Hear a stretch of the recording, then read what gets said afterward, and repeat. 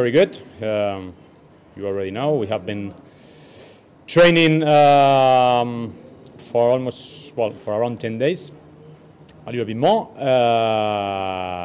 preparing for a big challenge. Very important game for all of us. We feel very convinced that we are absolutely ready for what is happening, what is coming tomorrow, and very excited also about having a full house stadium to. একটা সময় আমরা বিশ্বাস করতাম Bangladesh football আবারও উঠবে, কিন্তু আজ প্রশ্ন একটাই, এই কোচের হাতে কি আমরা কিছুই শিখছি না, হারাচ্ছি শুধু আত্মবিশ্বাস আর প্রতিভা? ক্যাব্রেরা বাংলাদেশের দায়িত্ব নেওয়ার পর থেকেই আমরা শুনেছি modern football, tactical build up, press based game ইত্যাদি সব বড় বড় কথা, কিন্তু মাঠে বাস্তব চিত্র একেবারে উল্টো। ভালো খেলোয়াড়রা বেঞ্চে বসে থাকে, ভুল খেলোয়াড় ভুল পজিশনে খেলে, আর ফলাফল একটার পর একটা পরাজয়। প্রথমেই শুরু করি ভারতের বিপক্ষে ম্যাচে বাংলাদেশ ডিফেন্সে ভালো ছিল, কিন্তু মাঝমাঠে ছিল প্রাণহীন।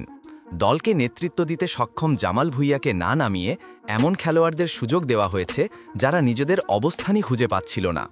কোচের পছন্দের কিছু নাম মাঠে ছিল, কিন্তু তারা শুধু নামমাত্র উপস্থিতি, কার্যকর কোনো পরিকল্পনা ছিল না।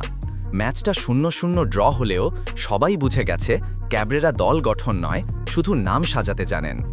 এরপর এলো সিঙ্গাপুর ম্যাচ। বাংলাদেশ খেলল দারুণ উদ্যম নিয়ে, কিন্তু কোচের কৌশল আবারও প্রশ্নবিদ্ধ। ফলাফল 2-1 গোলে হার। এই ম্যাচ প্রমাণ করল ক্যাব্রেরা ম্যাচের গতিপথ বুঝতে পারেন না, আর খেলোয়াড়দের দক্ষতা কোথায় সবচেয়ে কার্যকর সেটাও জানেন না।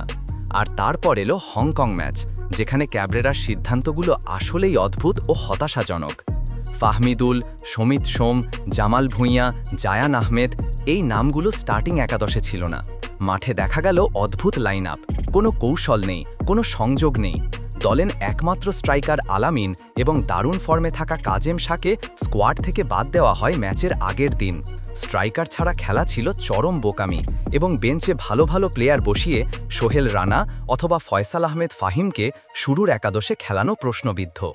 প্রথমার্ধের শেষের দিকে বাংলাদেশ ছিল ছন্ন ছাড়া, কোনো চাপ তৈরি করতে পারেনি। দ্বিতীয়ার্ধে সমিত সোম, জামাল ভুঁইয়া, ফাহমিদুল, জায়ান আহমেদ নামার পর দেখা গেল পরিবর্তন, কিন্তু তখন অনেক দেরি হয়ে গেছে। আরেকটি বড় প্রশ্ন, সাদউদ্দিন, সোহেল রানা এরা বারবার ভুল করছে, তবুও ক্যাব্রেরার চোখে যেন এরা অপ্রতিদ্বন্দ্বী। প্রতিটি ম্যাচে তাদেরই মূল স্কোয়াডে দেখা যায়। কেন? কোন যুক্তিতে? এটা কি পছন্দের খেলোয়াড়দের প্রতি পক্ষপাত, নাকি কৌশলগত অন্ধত্ব? বারবার ভুল করা সত্ত্বেও মিতুল মার্মাকে রাখা হলো মেন স্কোয়াডে, অথচ আল আমিন আর কিউবা মিচেলের মতো ফর্মে থাকা খেলোয়াড়দের রাখাই হলো না স্কোয়াডে। প্রতিটি ম্যাচের পর ক্যাব্রেরা বলেন, আমি পুরো দায় নিচ্ছি, কিন্তু দায় নেওয়া মানে কি কিছু বদলানো? তার সিদ্ধান্তে দল বারবার হারছে, অথচ তিনি একই ভুল বারবার করছেন। ফুটবলে দায় নয়, ফলাফলই আসল, আর সেই ফলাফল স্পষ্ট। দলের আত্মবিশ্বাস নেই, দর্শক হতাশ, প্রতিভারা বেঞ্চে পড়ছে। ফুটবল শুধুই খেলা নয়, এটা দেশের সম্মানের প্রশ্ন।